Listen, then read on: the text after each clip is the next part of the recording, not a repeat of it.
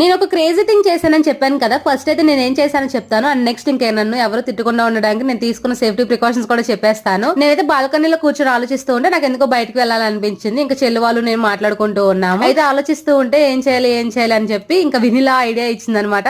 అక్క Uber book చేసుకో అక్క, ఇలా బయటకు వెళ్ళి రావచ్చు కదా అని. ఇంకెందుకో ఓకే బాగుంది కదా ఈ ఐడియా అని చెప్పి ఇంక ఊబర్ బుక్ చేసుకొని నేనైతే బయటకు వచ్చేసాను. ఫోరం మాల్ దాకా వచ్చాము, నాకు నియర్ బై డిస్టెన్స్. ఇక్కడికి వచ్చాక నేనైతే ఒక చాకోబార్ తీసుకొని తిన్నాను. ఇంకా 10 to 15 మినిట్స్ అలా వెయిట్ చేశాను, ప్రశాంతంగా ఉంది కదా అని చెప్పి. అదేంటో మరి నేను ఇక్కడ ఉన్నంత సేపు వెదర్ మొత్తం బానే ఉంది. ఇంకా రిటర్న్ అవుదాం అనుకోగా వెదర్ మొత్తం చేంజ్ అయిపోయి చినుకులు పడడం స్టార్ట్ అయిపోయింది. నా ఫోన్ లో చూస్తే ఛార్జింగ్ కూడా లేదు. రిటర్న్ వెళ్ళేటప్పుడు ఫోన్ స్విచ్ ఆఫ్ అయిపోతుంది అని చెప్పి ఇంకా చెల్లి వాళ్ళు కాల్ చేసి రిటర్న్ కూడా బుక్ చేయమని చెప్పాను. వాళ్ళే అప్ అండ్ డౌన్ బుక్ చేశారు. ఇంకా నాకు నేను సేఫ్ గా ఉన్నాను లేదు కాల్ చేసి అడిగి ఇంకా నా లొకేషన్ కూడా చెక్ చేస్తూ ఉన్నారు ఎక్కడున్నాను ఏంటి అని చెప్పి. ఏంటింగ్ ఏంటంటే నేను స్టార్ట్ అయిన టైం ఇంకా అక్కడికి వెళ్ళిన తర్వాత నాకు ఐస్ క్రీమ్ బండి అనే కూడా తెలుసు, నన్ను గుర్తుపట్టి మాట్లాడారు. మా రోడ్ లోనే ఉండేవాళ్ళు. ఇంకొచ్చేటప్పుడు నేను రిటర్న్ లో చెల్లి వాళ్ళు కూడా ఐస్ క్రీమ్ తీసుకొని వచ్చాను, లేదంటే వెంటనే వచ్చేసేదాన్ని.